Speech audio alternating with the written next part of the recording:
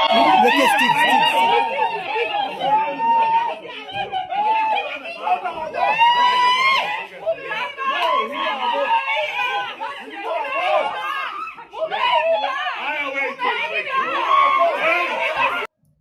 and gentlemen, welcome back once again to Frontliner Analysis, and thank you so much for your great support that you are showing me on this platform.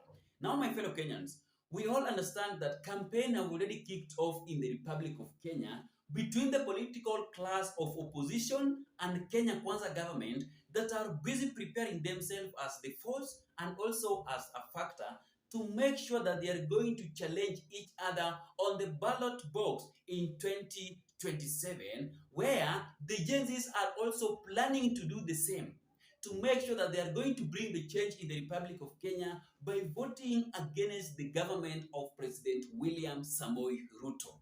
But the question of the day is that, how are we going to make President William Samoei Ruto a one-term president without a party, without a candidate, without a manifesto? Because the Gen Zs are busy saying that we are partyless, we are tribeless, we are leaderless, and we don't have a manifesto. How are we going to make President William Samoei Ruto a one-term president? Because we cannot continue chanting Ruto must go, Kasongo, Sigi one term each and every day without a manifesto, without a party, and without a candidate. That one cannot happen.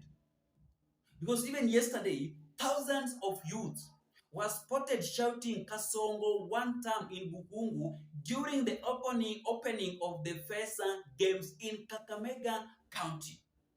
They were spotted chanting Ruto must go, Mwizi. But the question of the day is that, how are we going to bring change in the Republic of Kenya if we don't have a party, a candidate, a manifesto? How?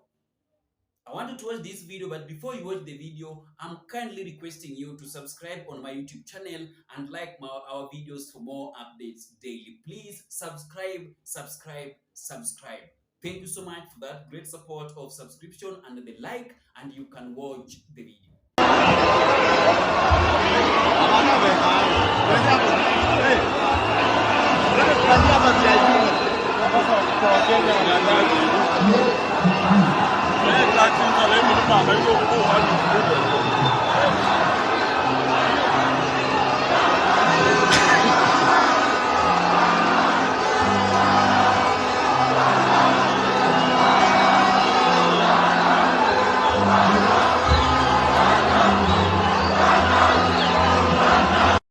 So that is what happened during the football in Kakamega County. But we need to be much keen, because time is not on our side. Saa inaenda.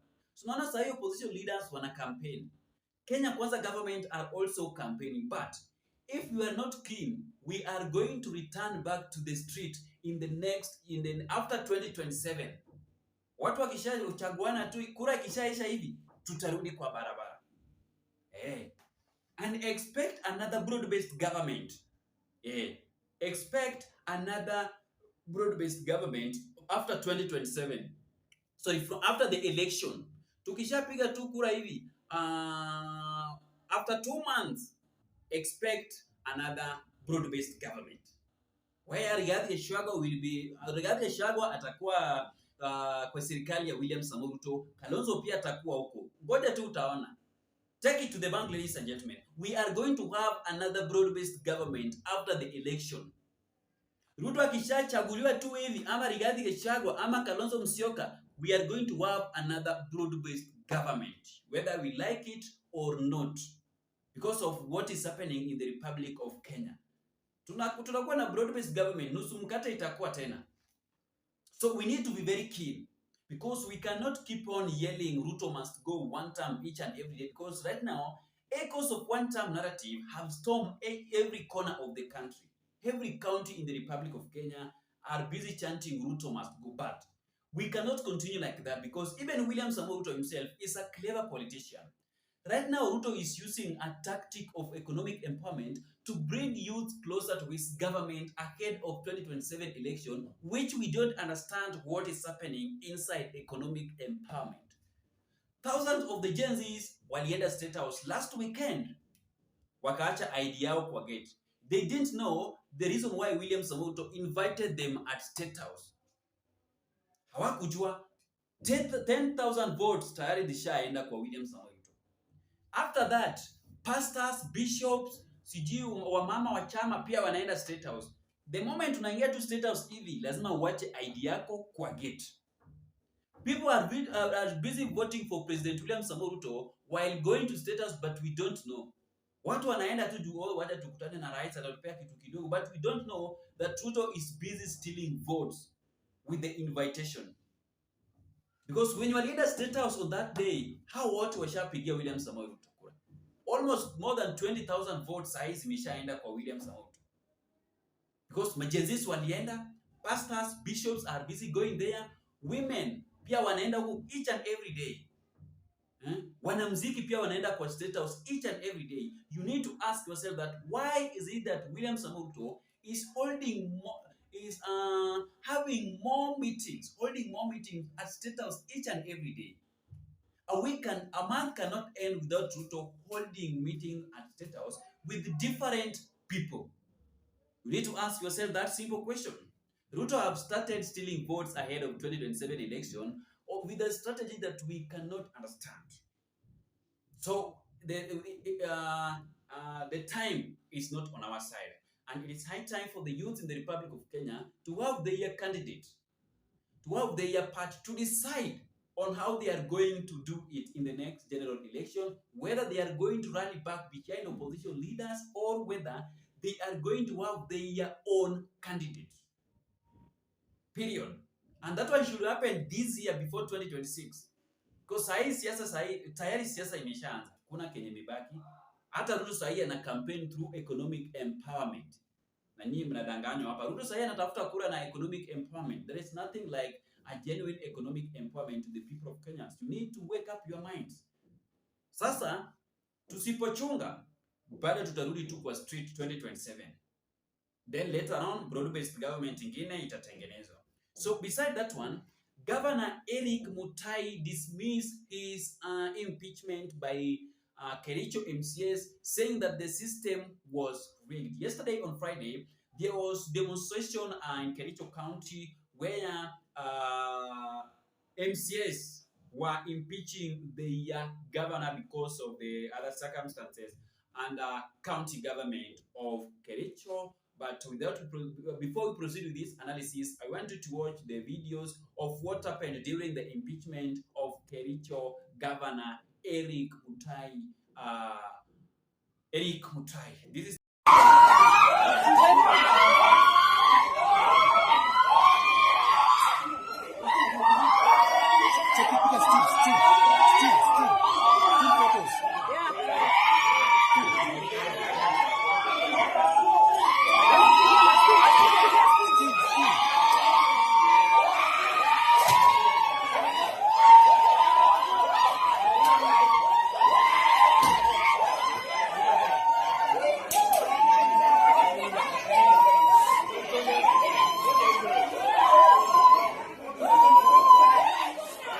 what happened today. There was no impeachment in Kericho. Yes. We raised our issues at the floor of the House, and we came in person. We raised our issues that already an election has been done. And we know, and I can confirm, that 9 staff of the County Assembly had already been given the link to pre-vote. Yes. That explains why at the beginning of the voting, it began with 6 votes. Yes. Not 1 vote, but 6 votes. Then it went to around 20-something. Then in a small time, it went to 32, then 33. It confirms what his cronies has been saying, that we are 33 or 34 in number. Yes. Because already they had made up their mind. They created a system that was already rigged, and the results were predetermined.